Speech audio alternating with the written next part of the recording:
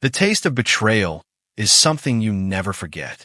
It's bitter, metallic, like blood in your mouth after someone sucker punches you when you're not looking. I'm Michael Thompson, and this is the story of how I systematically destroyed the company that threw me away like garbage, and how every moment of their downfall was sweeter than the last drop of honey.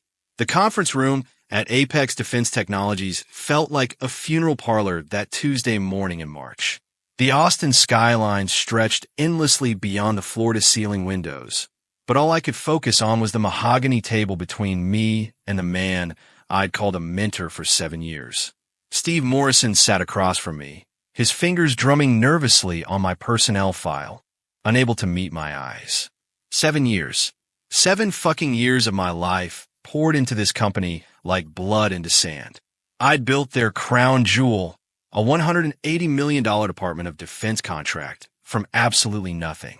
Started as a junior engineer, making $45,000 a year, working out of a cramped cubicle next to the copy machine. But I had vision, drive, and something most people in corporate America seem to lack: actual competence. I'd worked weekends while my colleagues played golf, missed Christmas dinners to meet impossible deadlines, turned down better offers from competitors because I believed in loyalty, in building something lasting. I'd even missed my father's funeral, the man who taught me everything about integrity and hard work, because Apex had a critical presentation to the Pentagon that absolutely couldn't wait. My marriage had crumbled under the weight of my dedication. Sarah had begged me to take that job at Lockheed Martin 2 years ago, with better pay and reasonable hours. "You're killing yourself for people who don't care about you," she'd said during our last fight. I'd chosen Apex, chose loyalty over love, dedication over family. And now, sitting in that sterile conference room, I realized she'd been right all along. "Mike, we're implementing some strategic restructuring," Steve said, his voice carrying that careful corporate neutrality that every employee learns to dread. "Effective immediately, we're terminating your employment." The words hit like a physical blow to the chest. My vision actually blurred for a moment. 7 years of building their most complex program, creating systems and relationships that generated 40% of their total revenue. And this was how it ended: a 10-minute meeting and a form letter. "Who's replacing me?" I asked, surprised by how steady my voice sounded despite the earthquake happening inside my chest. Steve's lips twitched, not quite a smile, but close enough to make my blood pressure spike. "Someone with fresh ideas, new perspectives." That's when I heard the footsteps in the hallway. Confident, unhurried, accompanied by the distinctive click of expensive heels on polished concrete. Through the glass wall, I saw her. Jessica Morrison, Steve's precious little princess, strutting toward what had been MY office for the past 3 years. 26 years old, fresh out of Wharton with daddy's money, carrying a Starbucks venti latte that probably cost more than some people's hourly wage. She wore a designer pantsuit that screamed, "I've never worked a real day in my life," and a smile that could have powered the entire building. The smile of someone who'd just won a prize she never competed for. Jessica Morrison. The same Jessica Morrison who'd been fired from a summer internship at a boutique marketing firm for consistently showing up late and leaving early. The same Jessica Morrison who'd once asked me at a company Christmas party if our drones could be made in prettier colors for better Instagram content. The same Jessica Morrison who was now, apparently, going to be responsible for managing relationships with Pentagon officials and overseeing the development of classified military technology. I watched her unlock MY office door with MY key card. They'd already deactivated mine, I realized, and settle in an MY chair behind MY desk. She immediately started rearranging my awards, my commendations, my photographs of successful project launches, erasing 7 years of my professional life like I'd never existed. "Is there anything else?" I managed to ask Steve, though what I really wanted to do was reach across that table and grab him by his $300 tie. "HR will be in touch about your final paperwork," he said, already reaching for his phone. Dismissed. Discarded. Forgotten. I walked out of that building in a daze, my personal belongings hastily shoved into a cardboard box like some cliché from a bad movie. In the parking garage, sitting in my Honda Civic, The same reliable car I've been driving for 5 years because I'd invested every spare dollar in company stock. I finally let myself feel the full weight of what had just happened. They'd stolen my life's work and handed it to an incompetent nepotism hire. They destroyed my career to advance their family politics. They betrayed every promise, every assurance, every moment of trust I'd given them. My phone buzzed with a text message. Jessica Morrison, big shoes to fill. Any tips? Smiling face with smiling eyes. I stared at that message, at those cheerful emojis, at that casual assumption that I'd helped smooth her transition in an MY job, and felt something cold and hard crystallize in my chest. Something that would drive everything that came next. Oh, Jessica, I thought, deleting the message without responding. You have absolutely no idea what you just stepped into, but you're about to find out. The first week after my termination was a blur of disbelief, rage, and something I hadn't felt since I was 12 years old. Complete helplessness.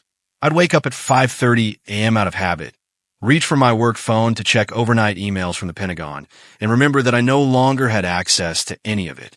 The systems I'd built, the relationships I'd cultivated, the problems I'd anticipated and prepared for, all of it was now Jessica Morrison's responsibility. I spent those early days in a kind of twisted suspense, waiting for the inevitable disaster. Because there would be disasters. The DoD contract wasn't just paperwork and presentations. It was a labyrinthine web of federal regulations, security protocols, and technical specifications that I'd spent years learning to navigate. One missed deadline could trigger penalty clauses worth millions. One security breach could shut down the entire program and blacklist APEC from future government work forever. Jessica Morrison had zero experience with any of it. I didn't have to wait long for the fireworks to begin. My former colleagues, the ones still trapped in that building, watching their professional lives crumble under incompetent leadership, started reaching out within 48 hours. Day 2, Marcus Chun, my former deputy program manager, texted me, "Dude, Jessica just asked what IDER regulations are." During a classified briefing, with Pentagon officials present, I wanted to crawl under the table and die. Day 3, Sarah Kim, my lead analyst, called me crying, "Mike, she missed the quarterly supplier meeting with Lockheed Martin. Just didn't show up. Their VP flew in from Fort Worth specifically for that meeting. They're furious." Day 5, Dr. James Patterson, our senior engineer, sent me a voice message that was mostly just exhausted laughter. She submitted the wrong compliance documentation to the Pentagon. Not slightly wrong, completely wrong. Like, she sent them our internal budget projections instead of the security clearance renewals. I don't even know how that's possible. Each message was like a shot of pure vindication straight to my bloodstream. But it was also heartbreaking. These were good people, talented, dedicated professionals who'd worked just as hard as I had to build something remarkable. Now they were trapped in a sinking ship, watching their reputations and careers get dragged down by Jessica's incompetence. Day 7 brought the first real catastrophe. Jessica had accidentally sent our internal strategic planning documents, including detailed competitor analysis and proprietary pricing models, to a distribution list that included external vendors. One of those vendors immediately forwarded the information to our biggest competitor, Titan Defense Systems. "Mike," Sarah's voice was barely a whisper when she called me that evening. "She's going to get us all fired, or arrested, or both." Day 10 was when the Pentagon started asking questions. Colonel James Rodriguez, a man I'd worked with for 4 years, someone who'd personally commended my work in front of Congress, called my personal cell phone. "Mike, what the hell is happening over there? I just received a compliance report that reads like it was written by a first-year law student who's never seen a defense contract. Where are you? What's going on?" The concern in his voice, the genuine confusion and frustration, hit me harder than Steve Morrison's termination speech. Here was someone who valued competence, who understood what I'd built, asking why I wasn't there to fix things. "I'm not with Apex anymore, Colonel," I said, the words tasting like ash in my mouth. They made a leadership change. The silence that followed was pregnant with understanding. Colonel Rodriguez had been in the military for 25 years. He understood politics, bureaucracy, and the devastating consequences of putting the wrong person in the wrong job. Jesus Christ, Mike. Please tell me you're joking. I wish I was. Those fucking idiots. His voice carried the weight of someone who just watched a masterpiece get vandalized. Do you know what this means for the program? I didn't know. Better than anyone. The DoD contract had built-in performance metrics and penalty clauses that I'd helped negotiate. If Apex continued missing deadlines and filing incorrect documentation, they could lose the entire contract within 90 days. And once you lose a Pentagon contract for cause, getting another one becomes nearly impossible. Colonel, you should probably start exploring alternative vendors, I said carefully. This situation isn't going to improve. Day 14 brought the most surreal update yet. Marcus Chun sent me a recording, an actual audio recording, of Jessica hosting what she called a visionary leadership meeting with the entire program team. I listened to it sitting in my kitchen at midnight, a beer growing warm in my hand, as Jessica Morrison attempted to explain her fresh perspective on military drone technology. She referred to our advanced surveillance platforms as those flying camera thingies. She suggested we could improve market appeal by offering them in different colors for better branding opportunities. She asked if we could add civilian-friendly features, like music streaming capabilities. The silence from the Pentagon officials on the call was deafening. These were people who oversaw billion-dollar defense programs, who made decisions that affected national security. They were listening to someone suggest adding Spotify to military reconnaissance drones. When a contractor pointed out that she'd missed a critical milestone deadline, Jessica's response was captured in perfect, devastating clarity. That can't be right. Dad, Mr. Morrison, assure me everything was on track. Dad. She called him Dad during a Pentagon briefing. I listened to that recording 3 times, and each time I felt something that was part rage, part vindication, and part something darker. Something that whispered that this was just the beginning. That if they wanted to see what happened when you replace competence with nepotism, I was going to give them a front row seat to the complete destruction of everything they'd built. My phone buzzed with another text from Jessica. Hey, still hoping you can give me some guidance on the DoD stuff. It's more complicated than I expected. I stared at that message, at the casual emoji, at the breezy assumption that I'd help her succeed in the job she'd stolen from me, and felt that cold, hard thing in my chest grow larger. Oh, Jessica, you think this is complicated now? Just wait. The 3rd week after my termination was when everything changed. When I discovered the weapon that would ultimately destroy them all. I've been cleaning out my home office, a painful process that involved boxing up 7 years of project files, technical manuals, and industry awards, when I found it. A manila folder tucked behind my printer, forgotten in the chaos of recent events. The label read, TCS LLC, Contract Amendment 2022. Thompson Consulting Services. My consulting company. 3 years earlier, Apex had faced a brief budget crisis. Several major contracts had been delayed, and they needed to cut costs quickly to satisfy nervous investors. Rather than lay people off, Steve Morrison had proposed temporarily converting some employees to independent contractors. It was supposed to be a 3-month arrangement, just long enough to get through the rough patch. I'd reluctantly agreed to the conversion, setting up Thompson Consulting Services LLC to maintain my employment while technically reducing Apex's payroll costs. Most people had been converted back to regular employees once the crisis passed, but somehow, in the administrative chaos that followed, I'd remained listed as an external contractor. Nobody had bothered to change it back. For 3 years, I'd been technically employed by my own company, which had an active contract with Apex Defense Technologies. I opened the folder with trembling hands, scanning the legal language I'd barely paid attention to when I'd signed it. Standard consulting agreement, payment terms, scope of work. And then I saw it. Buried in section 7.3, subsection B, a clause I'd insisted on but never really expected to use. Contractor retains exclusive ownership and licensing rights to all proprietary systems, frameworks, and methodologies developed during the term of this agreement. Client may utilize said systems only during the active term of contracted services. The compliance framework. My compliance framework. I'd built it from scratch over the course of 2 years, working nights and weekends to create a comprehensive system that could handle the Byzantine complexity of federal defense contracting.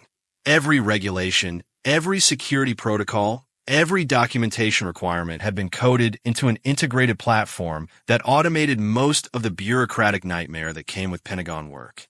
It was the crown jewel of Apex's capabilities. Without it, managing the DoD contract would be like performing surgery blindfolded. And according to the contract I was holding in my shaking hands, it belonged to me. I scrambled to my laptop and logged into Apex's systems using my still active credentials, another oversight in their rush to get rid of me. The compliance framework was still running, still processing daily reports, still maintaining the security protocols that kept their Pentagon clearance active. They'd fired me, but they were still using my system. Every checklist, every automated report, every security protocol was mine. They were in violation of our contract every single day. They continued operating without my services. I sat in my kitchen at 2 a.m., laptop screen glowing in the darkness, and started laughing. Actually laughing, a sound that started low and built until I was gasping for breath. The beautiful, perfect irony of it all was almost too much to process. Those arrogant bastards had stolen my job and handed it to an incompetent nepotism hire. But in their rush to get rid of me, they'd overlooked one crucial detail. They didn't actually own the thing that made their success possible. I called David Chun, my lawyer, waking him up at 2:47 a.m. "David," I said, still chuckling, "how would you like to help me burn Apex Defense Technologies to the ground?" "Mike, what time is it? Are you drunk?" "Stone sober. And I just found our nuclear weapon." I spent the next 3 hours walking David through the contract, the compliance framework, and the legal implications of what Apex was doing. By sunrise, we had a strategy that was both elegant and devastating. "They're in breach," David said, his voice carrying the excitement of a lawyer who just found the perfect case. "Big time. And here's the beautiful part. Every day they continue using your system without proper licensing. They're digging themselves deeper." How deep are we talking? Potentially millions in damages, plus injunctive relief, which means they'd have to immediately stop using your framework. And without that framework, the Pentagon contract becomes unmanageable. I finished. They'd lose it within weeks. Exactly. But Mike, are you sure you want to go nuclear? This won't just hurt Jessica and Steve. There are a lot of innocent people who could get caught in the crossfire. I thought about that. About Marcus Chun and Sarah Kim and Dr. Patterson and all the other good people still trapped at Apex. People who'd worked just as hard as I had, who deserved better than watching their careers implode because of Jessica Morrison's incompetence. But then I thought about the 7 years I'd given them. The loyalty they'd repaid with betrayal.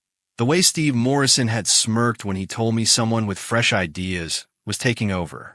The way Jessica had immediately started rearranging my office like I'd never existed. "David," I said, "let's draft the most devastating cease and desist letter in corporate history." The cease and desist letter was a masterpiece of legal warfare. David and I spent the better part of a week crafting it, each paragraph designed for maximum impact, maximum humiliation, and maximum financial damage. It was 8 pages of surgical precision, laying out in excruciating detail exactly how Apex Defense Technologies had violated our contract, infringed on my intellectual property, and exposed themselves to both civil and potentially criminal liability. The key points were devastating. Immediate cessation of all use of the Thompson Compliance Framework. Payment of $127,000 in unpaid licensing fees and late penalties. Full accounting of all revenue generated using my proprietary systems. Acknowledgement that continued use without licensing constituted theft of intellectual property. But the real beauty was in the distribution list. We didn't just send it to Apex's legal department. We sent copies to Colonel James Rodriguez at the Pentagon, the SEC Compliance Office, since Apex was publicly traded, major defense industry publications, Apex's largest clients and competitors, the Austin Business Journal. We sent it on a Friday at 4:59 p.m. ensuring maximum weekend panic and guaranteeing that by Monday morning, half of Austin's defense industry would know that Apex was facing a potentially catastrophic legal challenge. I spent that weekend in a state of euphoric anticipation.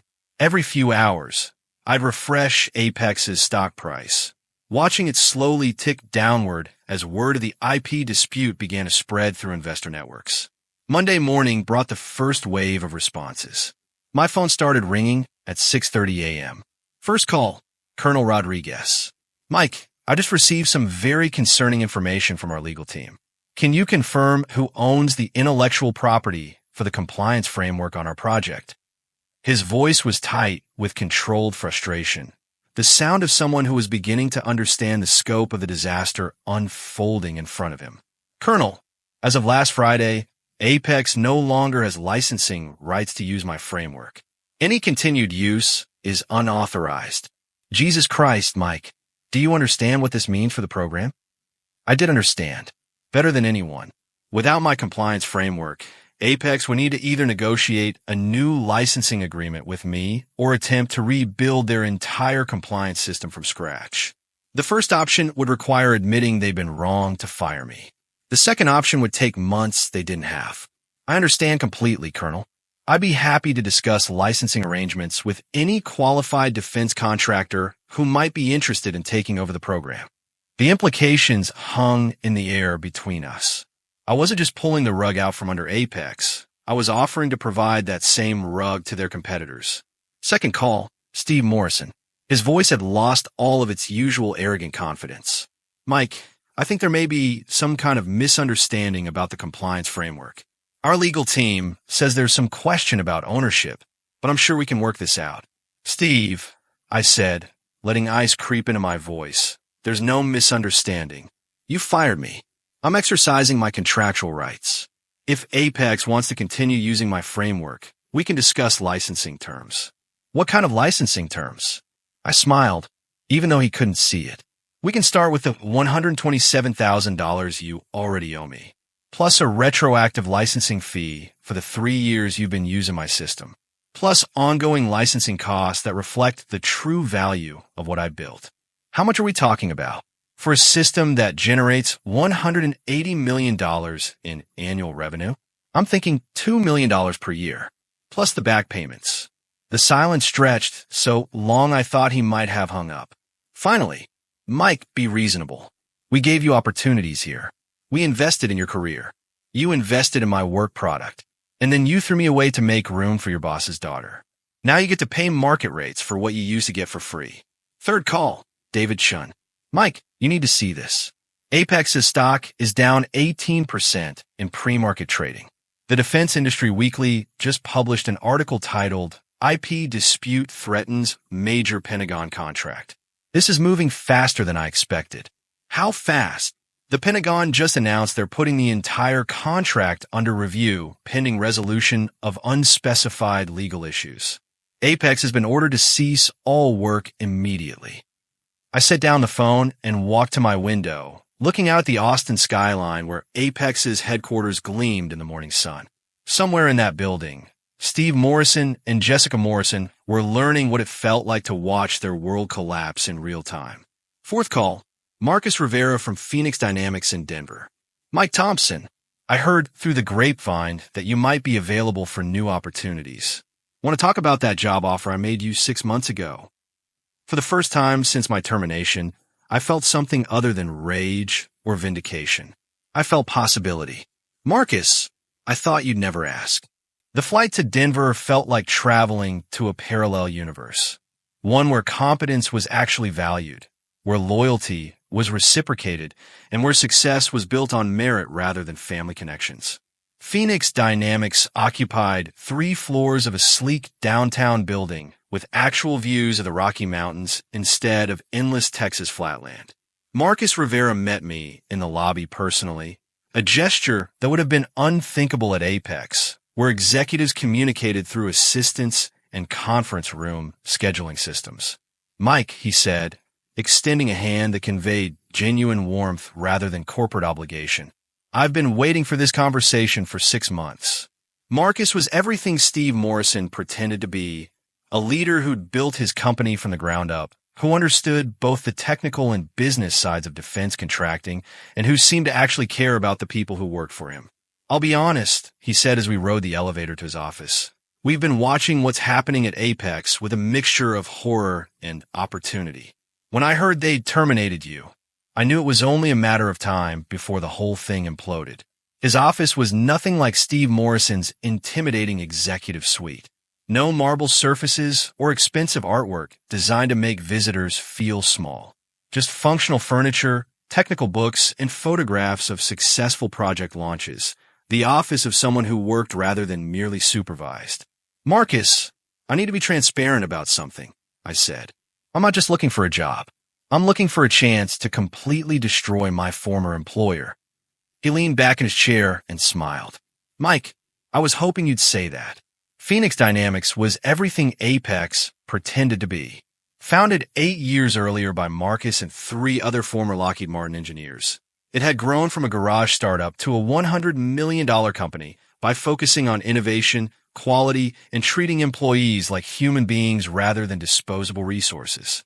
We've been targeting defense contracts, but we've never had the right expertise to navigate the compliance maze," Marcus explained.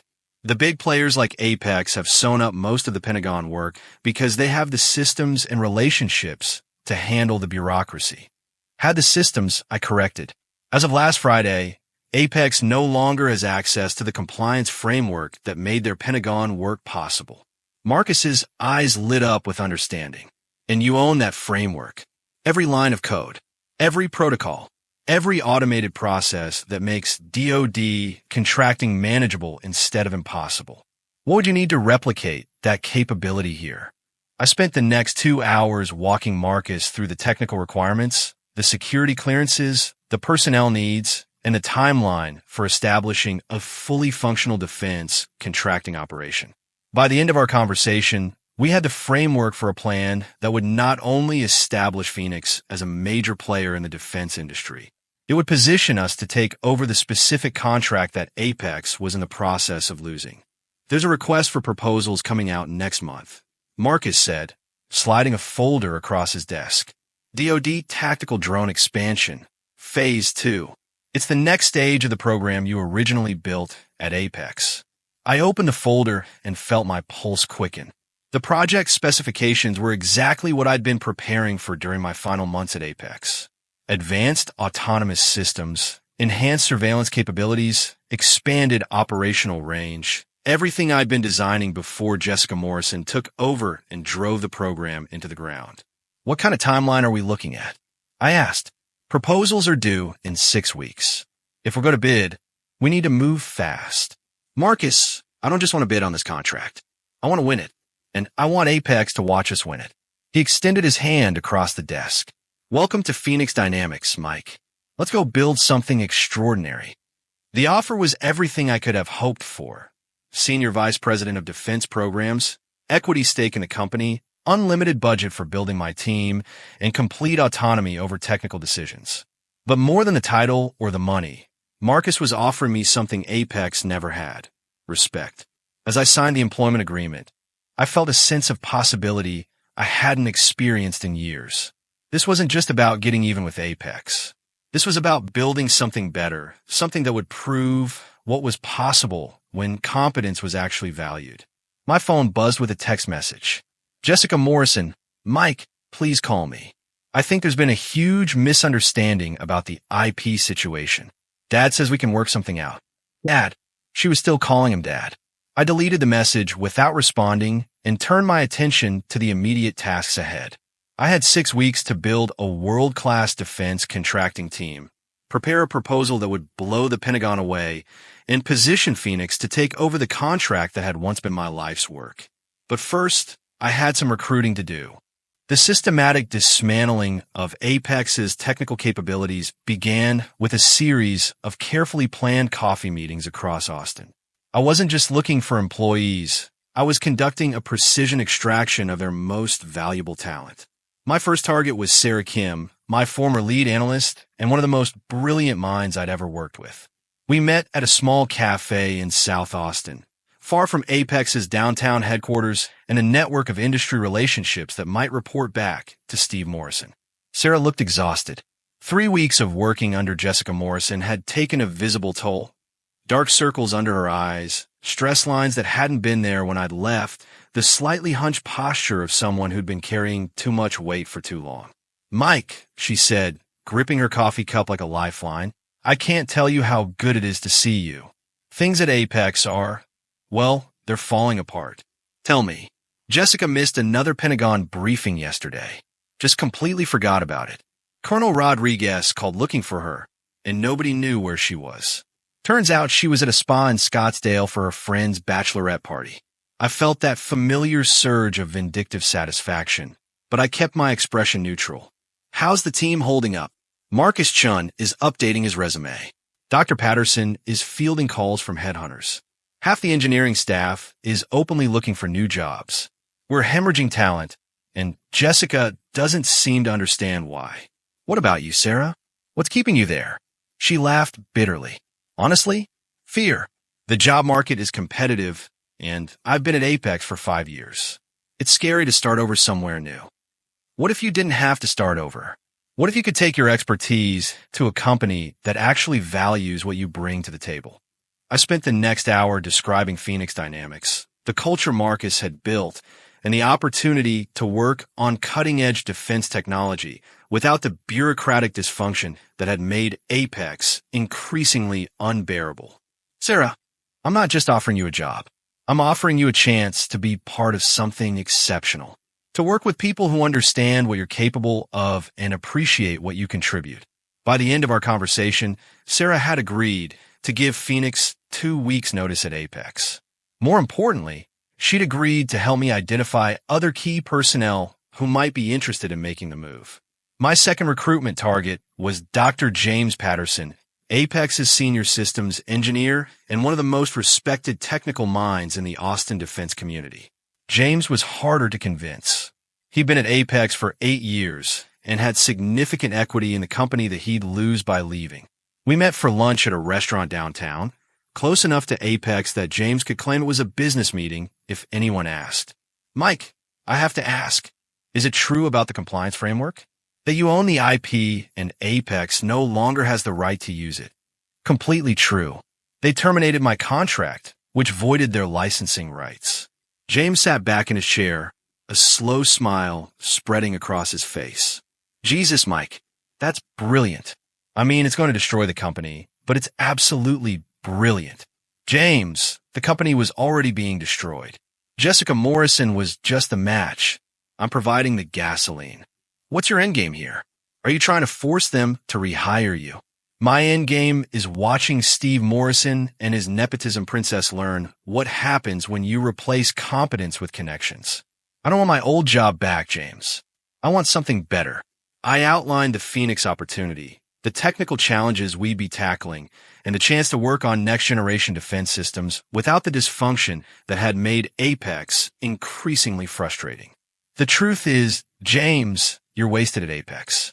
You're one of the top systems engineers in the industry, and you're stuck babysitting Jessica Morrison's mistakes. At Phoenix, you'd be designing the future of autonomous defense systems." By the end of lunch, James had agreed to consider the offer. More importantly, he'd given me insight into which other Apex employees were already looking for exit strategies. My third and most crucial recruitment was Marcus Chun, my former deputy program manager, someone who understood the DoD contract as well as I did. Marcus was the operational genius who could take complex technical concepts and translate them into practical implementation strategies. We met at his apartment that evening, away from any possibility of corporate surveillance. "Mike, before we talk about anything else, I need to know, are you doing this for revenge or for the right reasons?" It was a fair question, and one I'd been wrestling with myself. "Marcus, if I'm being completely honest, it started as revenge, but it's become something bigger. It's about proving that competence matters, that loyalty should be reciprocated, and that the best people deserve to work for companies that actually value what they bring. And Phoenix is that kind of company. I believe it is. Marcus Rivera built something special in Denver. He's offering us the chance to do work that matters with people who appreciate excellence. Marcus was quiet for a long time, staring out his window at the Austin skyline, where Apex's headquarters glowed in the distance.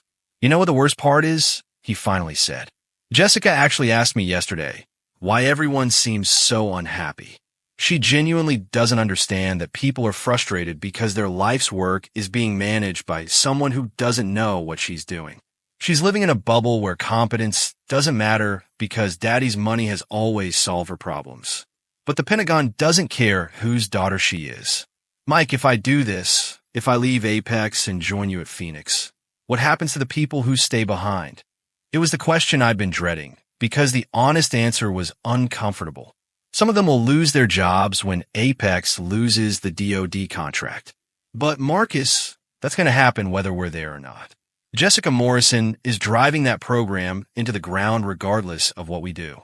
At least this way, the best people have a chance to land somewhere that will appreciate them.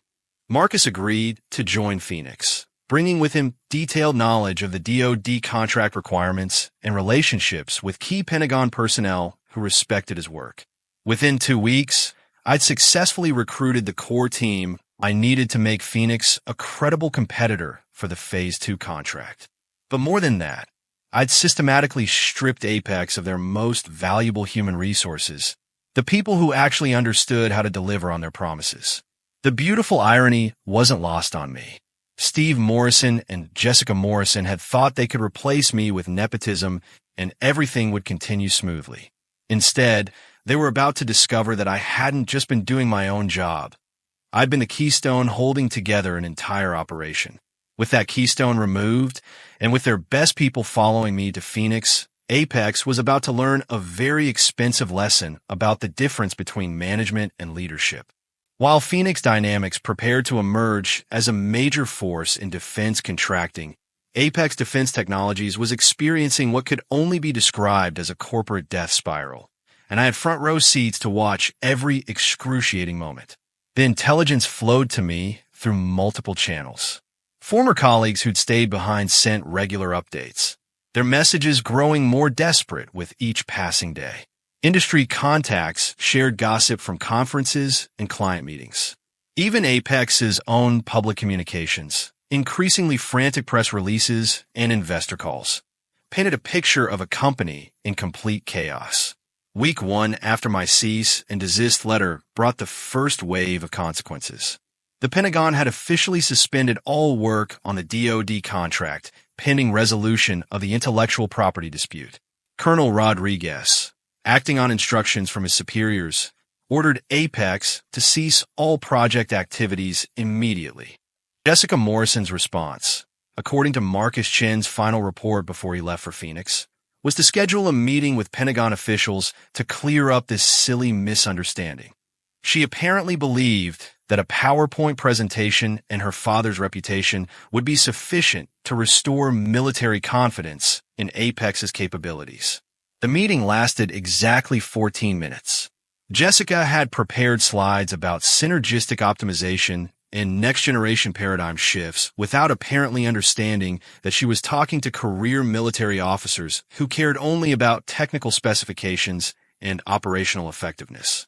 When Colonel Rodriguez asked specific questions about compliance protocols, Jessica's answers revealed such a fundamental lack of understanding that the Pentagon team ended the meeting early. The official summary, which somehow found its way to me through industry channels, included the devastating phrase, "Current project leadership appears to lack basic competency in required technical areas." Week 2 brought the first round of layoffs. Apex, facing the immediate loss of 40% of their revenue, began cutting costs wherever possible. But Steve Morrison made a critical error in his desperation. Instead of cutting executive perks or administrative bloat, he started firing the technical staff who actually understood the work. Dr. Rebecca Martinez, a brilliant propulsion engineer who designed 3 of Apex's most successful drone platforms, was terminated via email while she was presenting at a conference in Colorado Springs. Tom Bradley, their lead software architect with 15 years of Pentagon security clearance, found out he was laid off when his keycard stopped working at the front door. Each termination weakened Apex's remaining capabilities while strengthening my position at Phoenix. I reached out to every departing engineer personally, offering them positions at Phoenix with better compensation and the promise of working on meaningful projects under competent leadership. It's like watching a slow-motion plane crash, Dr. Martinez told me during our recruitment call. They're destroying their own institutional knowledge because they don't understand what makes the company function. Week 3 delivered the knockout punch I've been waiting for. Jessica Morrison, apparently believing she could solve their technical problems with marketing solutions, hired a boutique consulting firm called Digital Transformation Solutions to revolutionize their operational paradigms. The consultants, recent MBA graduates with zero defense industry experience, spent $200,000 of Apex's dwindling cash reserves to produce a 47-page report recommending that Apex pivot toward consumer-facing drone entertainment experiences and Instagram-optimized aerial photography solutions.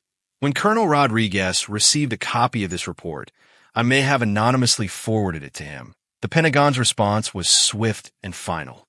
The DoD contract was officially terminated for cause, citing fundamental misalignment between contractor capabilities and program requirements. $180 million in guaranteed revenue, gone in 3 weeks. The real masterpiece came when Steve Morrison, in a panic, attempted to negotiate directly with me. He called my personal phone at 11:30 p.m. on a Thursday, clearly having worked through several drinks before summoning the courage to make the call.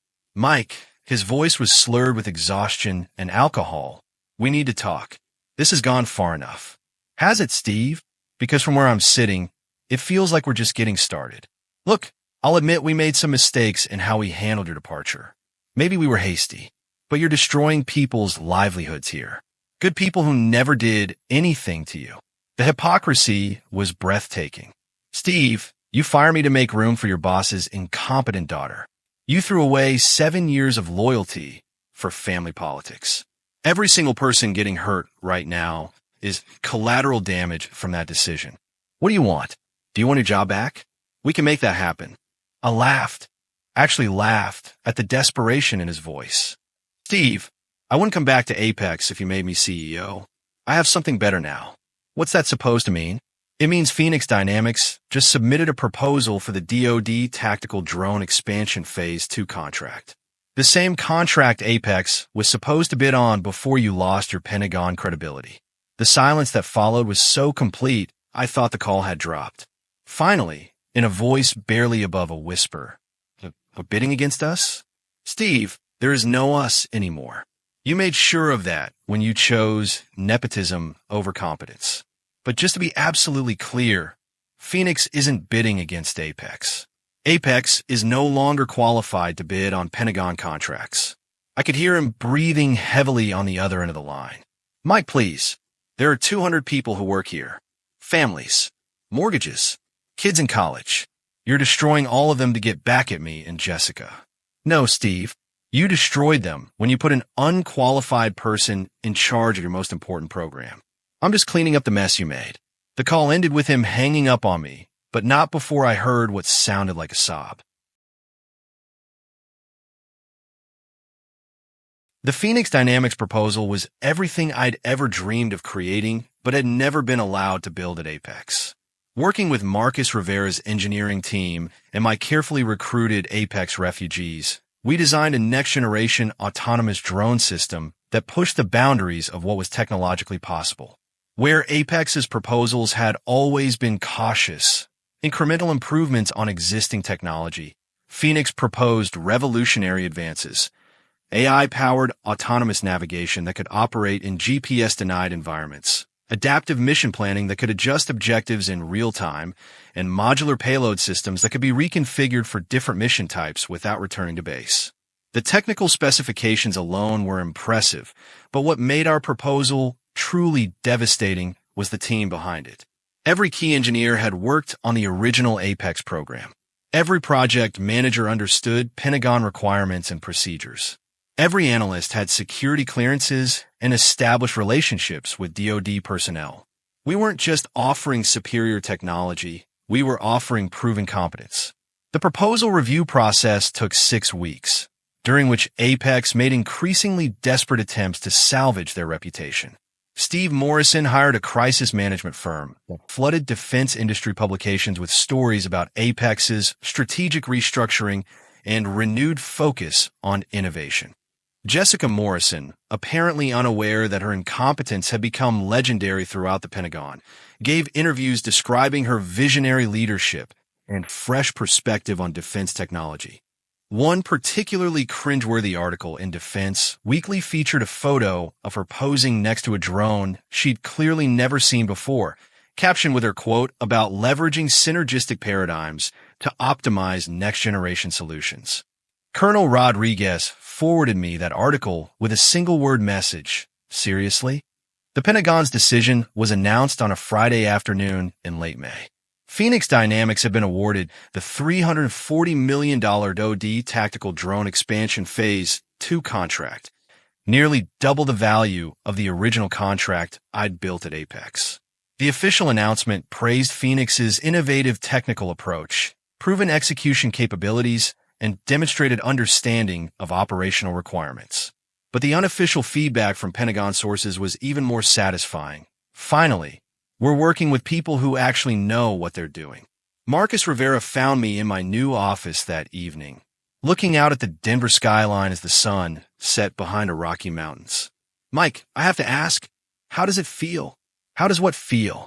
Knowing that you've completely destroyed your former employer while building something better in its place. I consider the question seriously. 3 months earlier, I'd been a discarded employee carrying my personal belongings in a cardboard box. Now I was Senior Vice President of Defense Programs at a company that had just won one of the most prestigious contracts in the industry. Marcus, it feels like justice. Not revenge, justice. Apex failed because they prioritized politics over competence. Phoenix succeeded because we did the opposite. And Steve Morrison? Jessica? What happens to them now? I've been following Apex's death spiral through industry reports and former colleague updates. The company was hemorrhaging money, talent, and credibility at an accelerating rate. Their stock price had fallen 67% since my cease and desist letter. 3 more major clients had terminated contracts after learning about the Pentagon debacle. Steve Morrison had been forced to take a $2 million personal loan against his house to meet payroll. Jessica Morrison had quietly resigned her position and moved to San Francisco, where she'd landed a job at a tech startup that would likely fail within 6 months. They're learning an expensive lesson about the difference between management and leadership, I said. Some lessons can only be taught through consequences. 6 months after my termination from Apex Defense Technologies, I received a phone call that brought the story full circle. Mike, it's Steve Morrison. I know you probably don't want to talk to me, but I need to ask you something. His voice carried a humility I'd never heard before. The sound of someone who'd been thoroughly broken by circumstances beyond their control. I'm listening, Steve. Apex is filing for bankruptcy next week. We're completely out of cash, and our remaining contracts aren't enough to cover our debts. The lawyers are telling me we have to liquidate everything. I waited for him to continue, curious about where this conversation was heading. The thing is, we still have some valuable intellectual property. Patents, designs, technical documentation. The bankruptcy trustee wants to auction it off to recover whatever money they can for creditors. And, Mike, you built most of that IP. You designed the systems, wrote the documentation, created the frameworks that made everything work. It doesn't feel right for some random company to buy your work and profit from it. The irony was almost too perfect to believe. Steve Morrison, the man who'd thrown me away to make room for his boss's daughter, was now calling to offer me the chance to buy back the intellectual property I'd created during 7 years of dedication. What kind of money are we talking about, Steve? The trustee estimates the total IP portfolio at about $3.2 million. But Mike, if you're interested, I think we could arrange something more reasonable. 3 weeks later, I walked into the Apex Defense Technologies headquarters for the first time since my termination. The building felt like a mausoleum. Empty cubicles, disconnected phones, and the hollow echo of a company that had once employed 200 people. Steve Morrison was waiting for me in what had been his executive office. Though most of the expensive furniture had already been repossessed, he looked like he'd aged 5 years and 6 months. Gray hair, deep lines around his eyes, and the defeated posture of someone who'd lost everything. "Mike, I want you to know that I understand what happened here. I made terrible decisions, and a lot of good people paid the price for my mistakes. Steve, I'm not here for apologies. I'm here for the IP auction." "Right, of course." He slid a folder across the table. "The trustee agreed to accept your bid. $400,000 for the complete intellectual property portfolio, including all patents, technical documentation, and proprietary systems. $400,000 for IP worth $3.2 million. It was the deal of a lifetime, but more than that, it was perfect symmetry. I was buying back my own life's work for a fraction of its value from the company that had tried to steal it from me. "There's one more thing," Steve said as I signed the purchase agreement. "Jessica wanted me to give you a message." I looked up from the paperwork, curious despite myself. "She says she's sorry, that she never understood how complicated the work was, and she wishes she'd asked for your help instead of trying to do everything herself." "Where is she now?" "San Francisco, working for some social media startup. She's learning humility the hard way." As I walked out of the empty Apex building for the last time, carrying legal ownership of everything I'd built during my 7 years there, I felt something I hadn't expected: closure. The story wasn't about revenge anymore. It was about the natural consequences of decisions, the importance of competence over connections, and the simple truth that loyalty should be reciprocated. Phoenix Dynamics went on to become one of the most respected defense contractors in the industry. We treated employees like valued assets, rewarded competence over politics, and built technology that actually solved real-world problems. Apex Defense Technologies became a cautionary tale told in business schools and industry conferences, a perfect example of how quickly a successful company can collapse when leadership prioritizes nepotism over merit. And me? I learned that the best revenge isn't destruction. It's building something better and proving that excellence will always triumph over entitlement. The taste of betrayal never fully goes away. But the taste of justice, earned through competence and determination, is sweeter than any revenge could ever be. I'm writing this from my office at Phoenix Dynamics, now one of the top 5 defense contractors in the United States. Through my window, I can see the Rocky Mountains stretching endlessly toward the horizon, a view that reminds me every day that there are always bigger challenges to tackle and higher peaks to climb. Jessica Morrison reached out to me last year through LinkedIn. She's working as a project coordinator at a nonprofit in Portland, having learned through painful experience that competence can't be inherited or purchased. It has to be earned through dedication and hard work. Her message was simple: "Thank you for teaching me what real leadership looks like." Steve Morrison lost his house, his savings, and his reputation, but he found something more valuable in the process: humility. He's working as a senior consultant for a small engineering firm in Dallas, helping other companies avoid the mistakes that destroyed Apex. According to industry sources, he's become one of the most effective turnaround specialists in the business, precisely because he understands the consequences of bad leadership. As for me, I still wake up at 5:30 a.m., still work weekends when necessary, and still believe in the power of loyalty and competence. But now I work for a company that shares those values, with people who understand that success is built on merit rather than politics. The DoD contract we won has expanded 3 times, now worth over $800 million in total value. Phoenix Dynamics employs 350 people across 4 states, and every single employee knows that their job security depends on their contribution rather than their family connections. Sometimes people ask me if I ever regret the way things played out, if I wish I'd handled the situation differently, found a way to resolve the conflict without destroying Apex completely. The answer is no. Some lessons can only be taught through consequences, and some people only learn respect for competence after they've experienced the cost of ignoring it. Sweet revenge isn't about destruction. It's about building something so much better that your former enemies have no choice but to acknowledge your superiority. It's about proving that merit matters, that loyalty should be reciprocated, and that the best people deserve to work for organizations that actually value their contributions. 5 years ago, I was a discarded employee carrying his personal belongings in a cardboard box. Today, I'm the architect of one of the most successful defense contracting operations in the country. That's not revenge. That's justice. The end.